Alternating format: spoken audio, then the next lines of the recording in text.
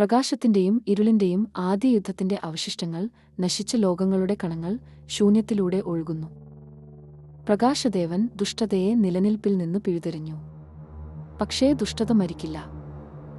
അത് രൂപം മാറ്റും, തന്റെ അടുത്ത ഉദയത്തിനായി കാത്തിരിക്കും. ശുദ്ധമായ ദൈവിക ജ്വാലകൾ വൻ ചൂളയെ ചുറ്റിച്ചുഴലുന്നു.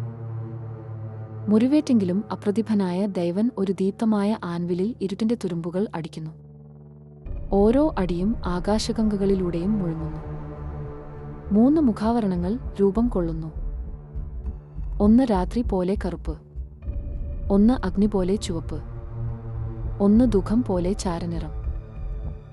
ദൈവം, നിന്റെ നിശബ്ദത അനന്തതയെ അതിക്രമിക്കട്ടെ. അവൻ അവയെ ദൈവിക ലിപികളാൽ മുദ്രയിടുന്നു, മുറി വിറയ്ക്കുന്നു. ഇങ്ങനെ ദുഷ്ടത 3 ആത്മാക്കളായും 3 മുഖാവരണങ്ങളായും വിഭജിക്കപ്പെട്ടു. കാലത്തിനപ്പുറം ഉറങ്ങാനായി ശപിക്കപ്പെട്ടവർ. മനുഷ്യരെക്കാൾ പഴക്കമുള്ള അവശിഷ്ടങ്ങൾക്കു മുകളിൽ മിന്നലുകൾ പിളരുന്നു. ആദ്യ രക്ഷാധികാരികൾ ഒരു വിശുദ്ധ കുഴിക്ക് മുമ്പിൽ മുട്ടുകുത്തുന്നു. ഒരു മുഖാവരണം, നിരാശയുടെ മുഖം, രക്തത്തിന്റെയും കല്ലിന്റെയും പാളികളിൽ അടച്ചുപൂട്ടുന്നു. രക്ഷാധികാരി മൂപ്പൻ, ഈ മുഖത്തെ ഇനി യാതൊരു മനുഷ്യനും കാണരുത്.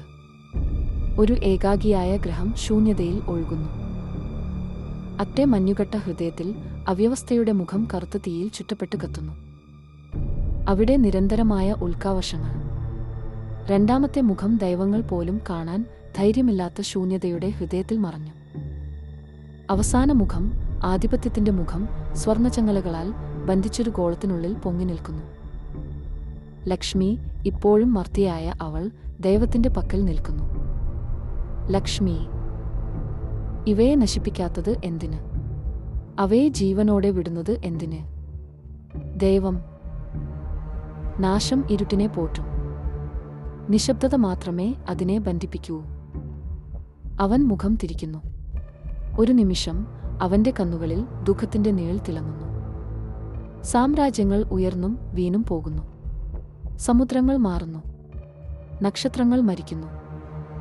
പക്ഷേ ഭൂമിയുടെ ആഴങ്ങളിൽ മുഖാവരണങ്ങൾ ഇപ്പോഴും മന്ദമായി താളം കൊടുക്കുന്നു, കാത്തിരിക്കുന്നു. ഒരു പുരാതന പർവ്വതത്തിനു മുകളിൽ ഇരുണ്ട മേഘങ്ങൾ കൂടിയിരിക്കുന്നു. നിഴലുകളുടെ വസ്ത്രം ധരിച്ച ഒരു ആരാധക സംഘം ഒരു റൂൺ കൊത്തിയ യാഗപീഠത്തിനു മുമ്പിൽ ജപിക്കുന്നു. നിരാശയുടെ മുഖം ആയിരങ്ങളായ വർഷങ്ങൾക്ക് ശേഷം ആദ്യമായി പ്രകാശിക്കുന്നു. കുഴി നേതാവ്, ആദ്യ ശ്വാസം മടങ്ങിയെത്തുന്നു. ഒരു മുഖം ഉണർന്നാൽ ബാക്കി പിന്തുടരും. ഭൂമി വിറയ്ക്കുന്നു. ചിറകുകൾ പോലെ ഇരുട്ട് പിളർന്ന മണ്ണിലൂടെ പടരുന്നു. ദൂരെയായ ദൈവാലയത്തിൽ ദൈവവും ലക്ഷ്മിയും ആ കമ്പനം അനുഭവിക്കുന്നു. ആധിപത്യത്തിന്റെ മുഖം ചുറ്റിയ സ്വർണചങ്ങലകൾ ചുവപ്പായി തിളങ്ങുന്നു. ലക്ഷ്മി, അവർ ഒന്നിനെ കണ്ടെത്തി. ദൈവം. അപ്പോൾ സമത്വത്തിന്റെ മുദ്ര തകർന്നു പോയി. യുദ്ധം വീണ്ടും ആരംഭിക്കുന്നു. ഒരു ദുഷ്ടഹൃദയത്തിൽ നിന്ന് നിർമ്മിച്ച 3 മുഖങ്ങൾ. അവയെല്ലാം ഉണർന്നാൽ നിഴൽ ഇനി മുഖം ധരിക്കില്ല.